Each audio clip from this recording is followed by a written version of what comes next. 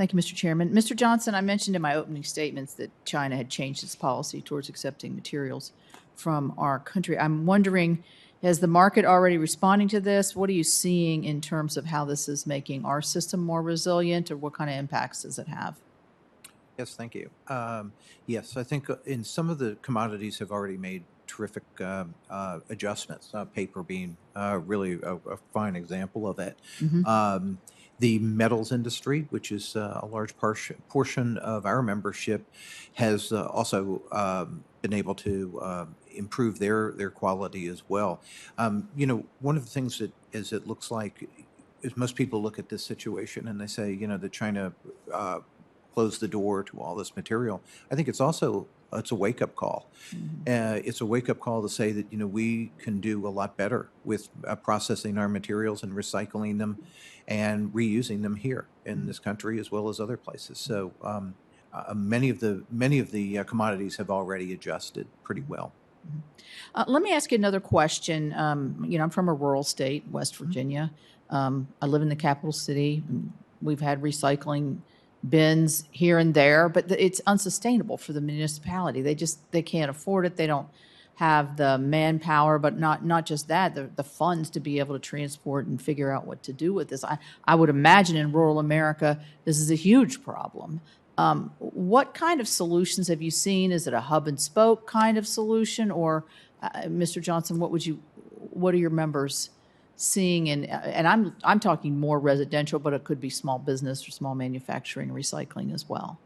Yes, in the traditional way that recycling works, with metals to all the other, the commercial, industrial, as well as residential, what we would turn them in the more of the scrap side of the business is feeder yards. And so what you're doing is you're collecting in lots of places, and then based on the transportation costs, delivering it to more of a central location where there's you have the equipment, the machinery, the technology to be able to make it into a high grade commodity to then to be reused again.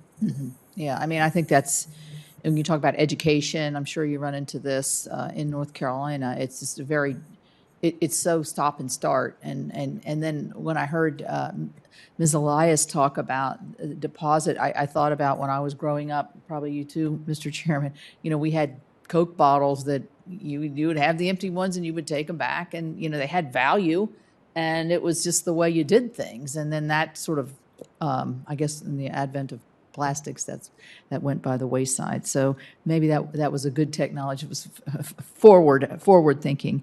Mr. Hawkinson, I understand there's a burning question that my staff wanted me to ask. Are pizza boxes recyclable?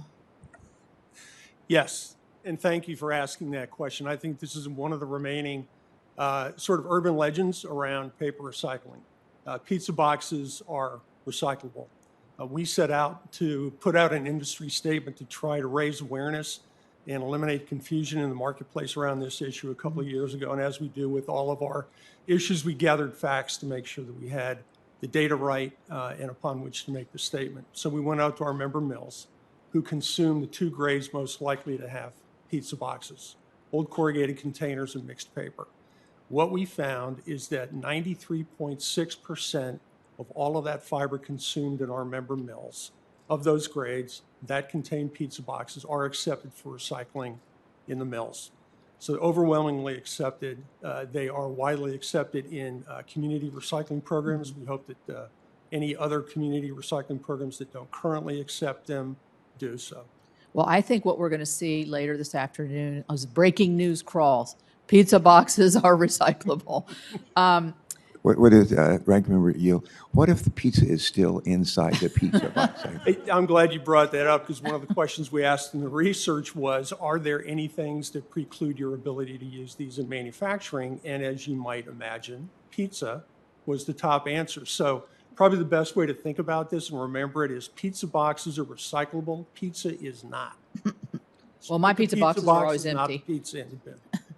Okay, so let me ask one other serious question here. You've obviously had great success in the Forest and Paper Association with recycling, with your Juno Technologies and other. We've heard a lot about plastics and the low numbers. What lessons learned from what you've been able to do and hearing the testimony today and concerns from members, would you say could be correlated to a more efficient and successful plastics recycling? Microphone. I do it again? Sorry. As you recognize, the paper recycling rate reached 65%, 65.7% in 2020.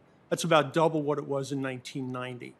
And it didn't get there by accident. It is the result of the industry's recognition that we wanted to recycle more of our products, made investments in collection infrastructure, made a commitment to recycle more. We're doing a lot of education for consumers about what's recyclable and how to recycle properly. And importantly, we're making investments in manufacturing technology to enable us to use more recycled fiber. I mentioned the number earlier, about $5 billion in manufacturing infrastructure to use recovered fiber that's going to come online. It began in 2018, will come online through 2023.